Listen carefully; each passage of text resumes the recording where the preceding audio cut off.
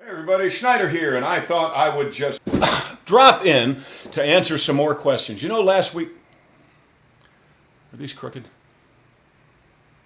There, I think that's better. So, since I posted the top 10 questions I have about the Dukes of Hazzard, people have been asking all kinds of questions that I feel that I should answer. Okay. New question number 1. That's 01. Get it? 01. What is my favorite episode? Well, it's a tough one to talk about what my favorite episode is because I wrote Opening Night at the Boar's Nest. That was the very last episode. I also directed it. The thing I liked so much about that was that we got to see how much Roscoe really, really loves Boss Hogg, because when he thought he disappeared, he cried over it. However, I do remember when we did Carnival of Thrills, I was delighted to work with Don Stroud. And when we did the fight, Tom and John, Bo and Luke did the fight, I felt like John Wayne and Montgomery Clift in Red River. And I know Ghost of General Lee is a great episode too. I was not crazy about that when we made it. Believe it or not, when I first read the script for Ghost of General Lee, I thought, oh great, now we're ripping off Mark Twain. We're doing Tom Sawyer. That's what I felt. Then when I saw it, I thought, this is a great episode. Go West, Young Dukes. Great episode. I love the mustache and the bullwhip and the gun. And I mean, because I don't want the glasses on anymore. I loved all that stuff, and I think that one still holds up too. But my vote, ding, Carnival of Thrills. Plus, when we came on the air, we were against the network premiere of Robert Redford and Paul Newman in The Sting, and we won. How about them apples? Okay, new question number 02. Is that right? Are you seeing it right?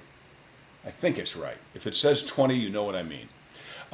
Did Tom and I do the fight scenes? Yes, we did do the fight scenes. Thing about the fight scenes, though, I had all this hair. I still, and of course I had it on the sides too. It is what makes all of the like put the glasses back on work so well. Straighten them. Because when the hair is moving, it gives you something to cut on. Okay, enough of the glasses. When Tom hit me, or when a bad guy hit me, bam, my head would really snap. My neck would snap and my hair would fly.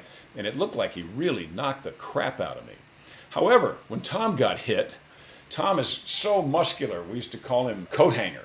Because it's like his traps start right under his ears. It's like that, because he spent his childhood lifting bales of hay and throwing them up onto trucks. So he still has those traps. Today, I saw him last weekend, he still has those traps. But that meant when he moved his head, it was like... So it looked like, it looks in Carnival of Thrills, it looks like Tom can hit so much harder. Luke can hit so much harder than Bo. But of course, neither one of us were hitting the other one at all. It just, it's movie magic, it's tricks. So yes, we did our own fight scenes.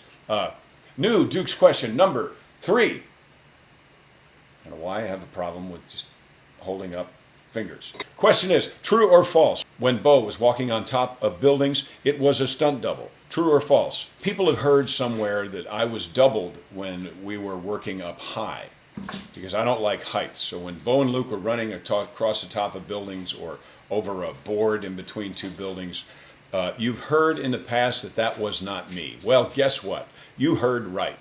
I do not like heights at all. So, hi Alicia.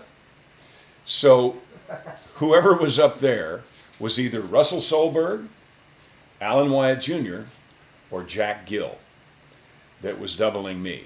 Okay? I don't know that Gary Baxley ever doubled me when we got into that area. By the way, Gary Baxley is in Christmas Cars. Check it out. He plays the stuntman.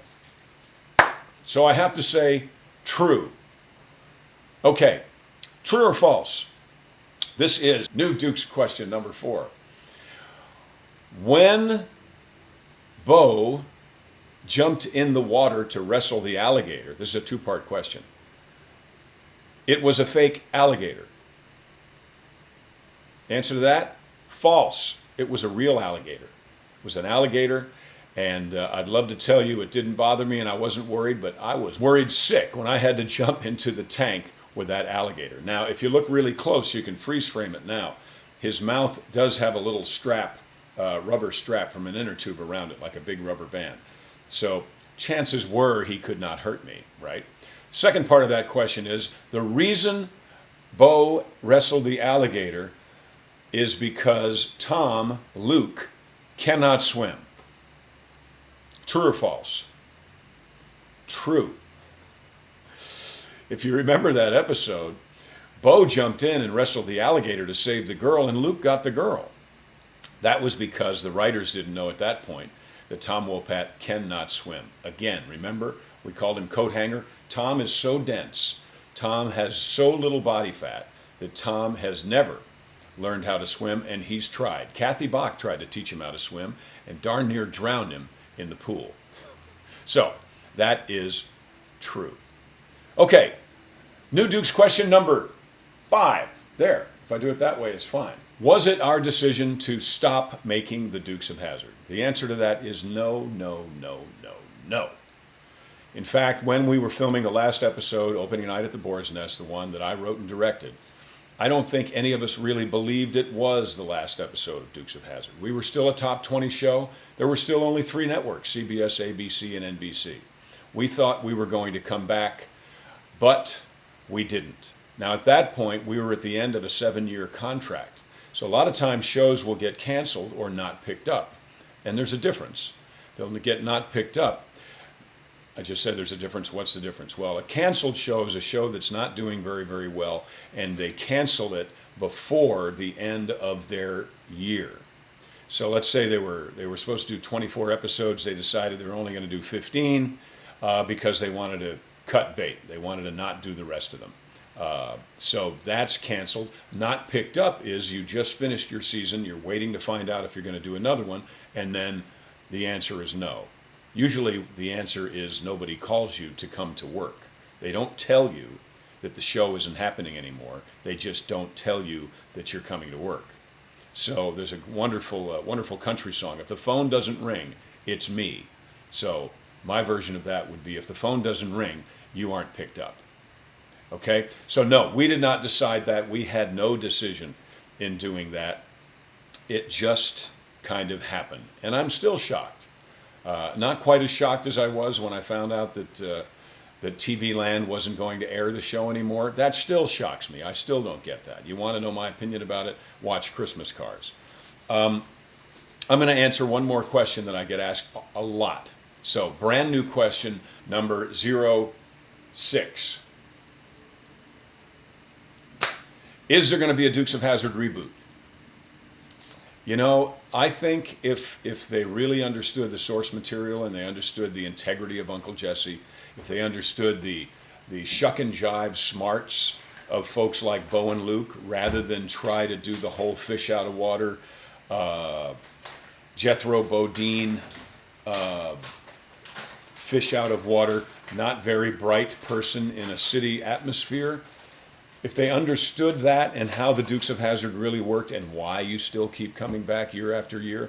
By the way, I did a video I'm going to cut together sometime in the next couple of days of me asking you, the fans up in Baltimore, why the Dukes of Hazzard is still important to you. Why do you think the Dukes of Hazzard is still relevant over 40 years? I'd love to hear from you. Why do you think that is?